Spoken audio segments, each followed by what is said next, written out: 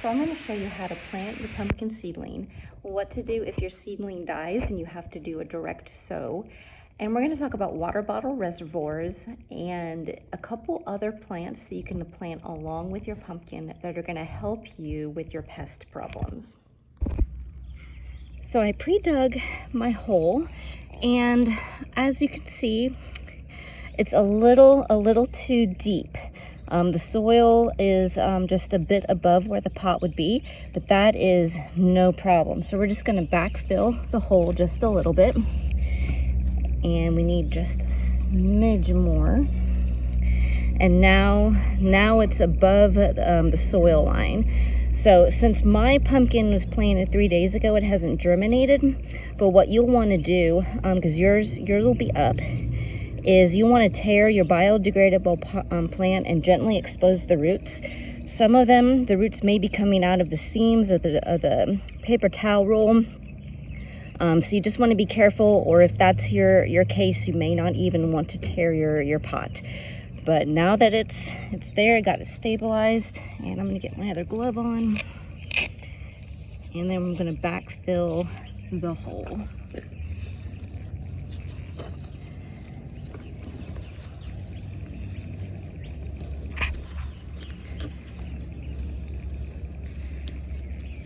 And what you're trying to do is to get the soil level with the soil of the pot.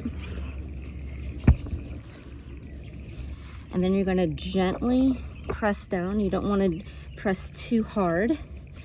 You can see some of my pot is still exposed, so I'm going to put a little more of these dirt clods around it. And what you're doing when you're pressing down is you're getting rid of some air pockets, but you don't want to compact the soil. That's going to make it really hard for the roots. So that's why you want to be gentle when you do that process.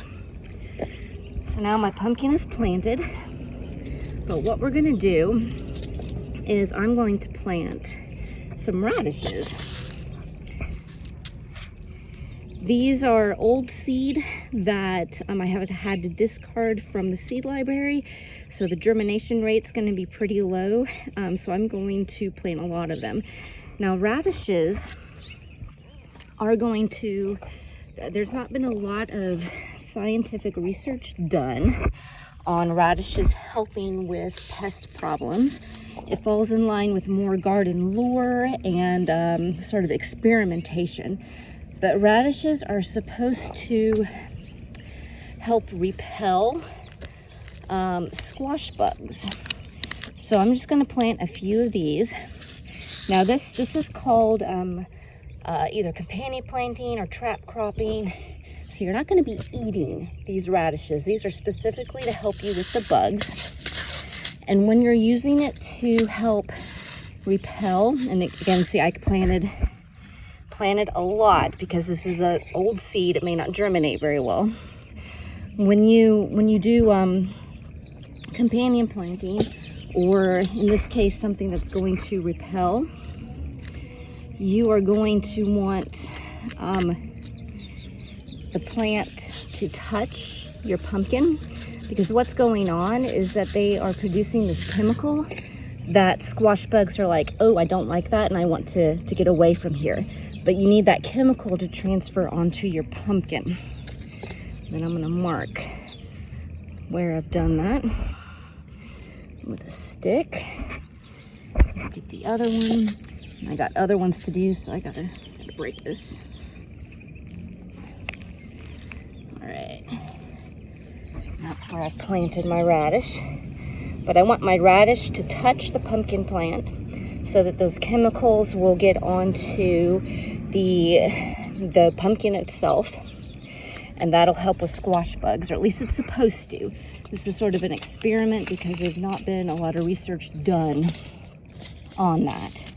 Now daisies are a different matter. Daisies are going to help with a lot of pest prevention with squash bugs and the squash flying borer. So we're going to plant that near a pumpkin. And I'm going to do that right over here.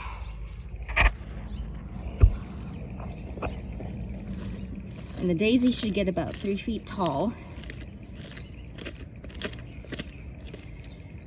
So, and I'm probably gonna do more as the vine grows. I'll do the same with the radish. As that vine grows, I'll plant more. And again, it's not for eating. It's to help with the pest problems. But we're doing, also doing some daisy to help with that too. And I'm just gonna do a little bit. And then gently tap that down. And then I'm gonna mark where I did that, since I did a direct sow. That way I know where to water. Get that down in there. And then the last thing I'm gonna do, since I'm done planting, is I'm gonna scoop some of this mulch back over around the pumpkin, just to help retain soil moisture. Also suppresses weeds. And we're supposed to be getting more mulch put in, so that'll help too. All right. So there you have it. Our pumpkin is planted. Got my radish marked. Got my daisy marked. And then I'm going to mark where my pumpkin's at. All right. So that is part 1. So today I'm going to show you how to resow a pumpkin, do a direct sow if your pumpkin seeds die, like mine did. We had volunteers put in mulch, which I am very grateful for, but they mistakenly put mulch over the pumpkin seedling and killed it. So fortunately the radish survived. You can see that coming up. And I'm also going to show you how to do a water bottle reservoir. So for full details on how to do a water bottle reservoir, which is what this is, there are instructions on the website excel@gardening.com. But basically what you do is you're going to keep, for like a squash, I use like a 2-liter pop bottle. Some of y'all call it soda, but just use one of those. And the edges can be a little sharp, so if you have young children, you may want to cover these with masking tape, or duct tape would probably work better, probably would stay on longer, and that way no one gets cut. So I'm going to fill that in, and I'm going to put that right by where I'm going to do my redirect, or my direct sow, replanting the pumpkin. We're going to fill that in. You just want to partially bury it. And what the point of a water bottle reservoir is that it's going to, there's some grass there, we don't want that. It's going to help keep the soil moist. It's going to slowly release water down towards the roots of where the pumpkin is. Ooh, nice worm. Look at that guy. And as that water slowly drips down, it's going to keep that soil cool, keep it moist, and that's going to help the pumpkin through the hot summer days. So now that I got my water bottle buried, I'm going to redirect, or direct sow, resow the pumpkin. And I'm going to do about 4 seeds. And I'm just going to lay this here.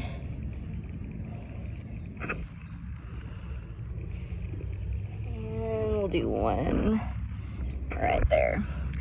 And then I'm going to gently cover that with about a 1/2 inch of soil. So I'm just going to use the rest of my dirt from my hole that I dug. I'm going to put that down. And then just gently pat it down. And I'm going to water that in because there's no chance of rain today, so I don't need to count on Mother Nature doing that for me. So I got to do it. And I'm also going to fill up my water bottle reservoir. Just get a little more water to my seeds. And then once they start to sprout, then I'm going to re-put the mulch around it. That way they retain the soil moisture.